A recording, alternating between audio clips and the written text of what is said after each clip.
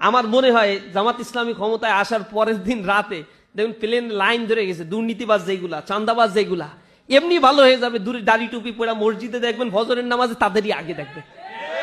জামাতের কথা শোনার পরে এমনি হাঁটু কাঁপাকাঁপি শুরু হয়ে যাবে, আর ঘুষ টুস এক রাতেই বন্ধ। এটা ভয় পাবে তারা।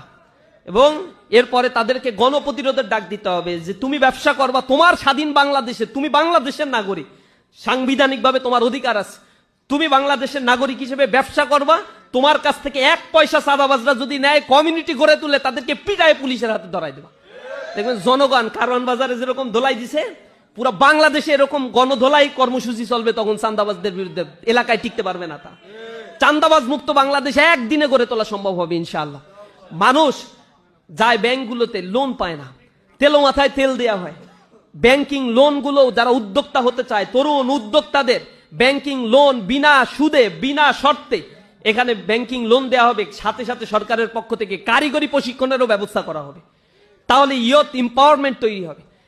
শিক্ষা ব্যবস্থা হযবরল অবস্থা, কারিগরি শিক্ষায় যুব শ্রেণীকে যদি শিক্ষিত করা যায়, তাহলে 6,20,00,000 মানুষ যে পভার্টির সীমার নিচে বসবাস করছে, আর 30% মানুষ এখন বাংলাদেশে চরম দারিদ্র সীমার নিচে বসবাস করছে। এই চরম দারিদ্র সীমার নিচ থেকে মানুষকে উঠাতে গেলে তাদেরকে এম্পাওয়ার্ড করতে হবে।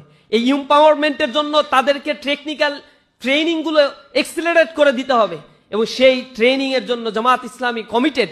আমিরে জামাত বলেছে তাদের ইস্তেহারে এটা ঘোষণা দেবে যে এই ট্রেনিং ইনস্টিটিউটগুলোকে শতভাগ ফাংশনাল করা হবে, দক্ষ ট্রেনার এখানে নিয়োগ দেওয়া হবে, এবং ট্রেনিং এর জন্য যত প্রকার ইকুইপমেন্ট দরকার তার জন্য ইয়ত মিনিস্ট্রিতে যা বরাদ্দ দেওয়া দরকার, এলজিআরডি থেকে মানে ইয়ত মিনিস্ট্রি থেকে সেই বরাদ্দগুলো শতভাগ নিশ্চিত করা হবে, এম্পাওয়ারমেন্ট করা হবে। ইউনিভার্সিটিগুলোকে টেকনিক্যাল হাব তৈরি করে ফেলা হবে।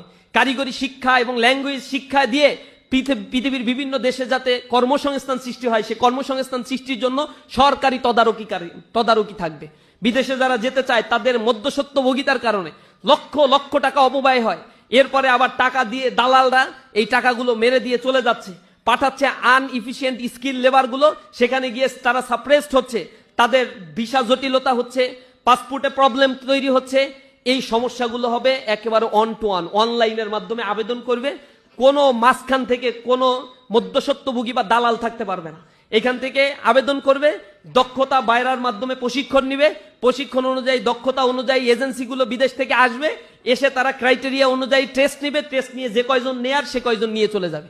আমরা তো সরকারকে বলি, জামাত ইসলামী যদি সরকার গঠন করে ইনশাআল্লাহ করবে, তখন এই বিদেশে যে শ্রমিকগুলো যাবে, এই ডায়াসপোরারা আমার অর্থনীতি যেহেতু টিকিয়ে রাখছে, এই ডায়াসপোরাদেরকে সর্বোচ্চ